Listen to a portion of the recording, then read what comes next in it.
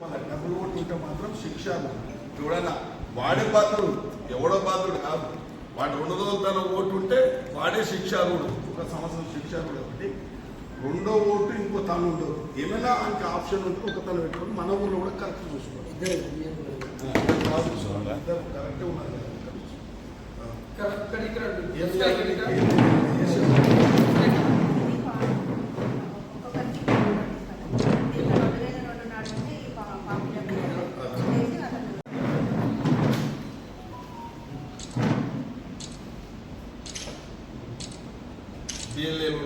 మన దాసు పార్టీ కూడా చాలా ఇంపార్టెన్స్ రోజు. ఓకేనా సరే మనం ఉంది కదా ఆల్రెడీ ఓటర్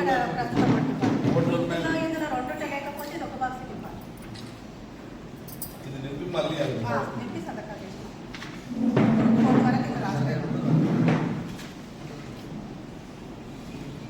అన్నదా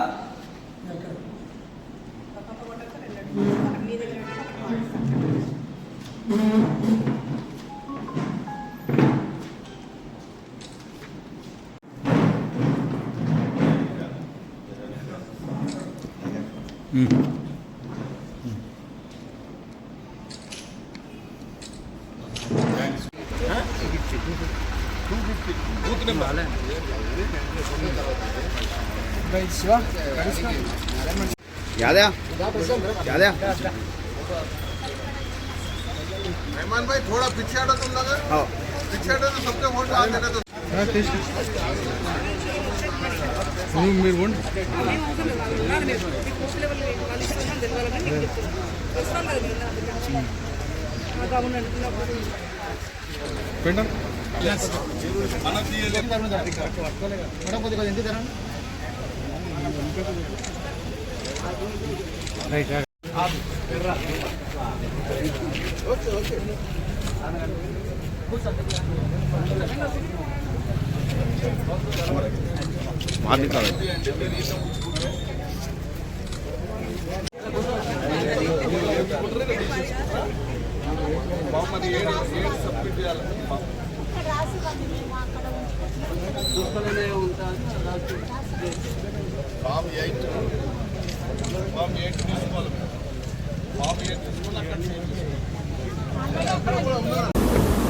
ఎన్నికల కమిషనర్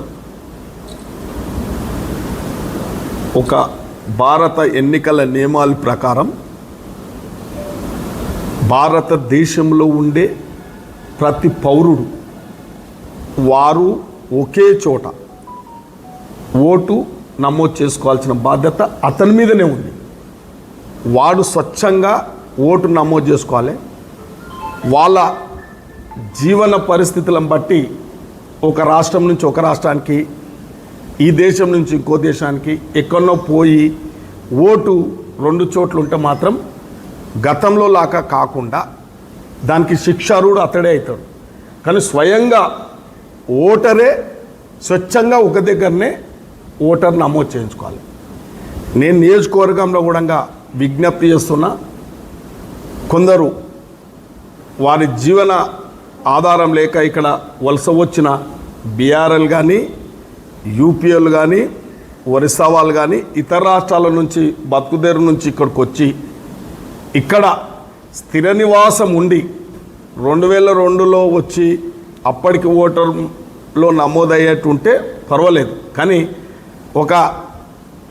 ఈ మధ్యలో కొన్ని అవసరాల రీత్యా పార్టీలు కానీ నాయకులు కానీ బోకస్ ఓట్స్ నమోదు చేస్తూ ఉన్నారు. కాబట్టి అటువంటి బోకస్ ఓట్స్ను నివారించడానికి ఈ సర్ ప్రోగ్రాం ఏర్పాటు చేయడం జరిగింది.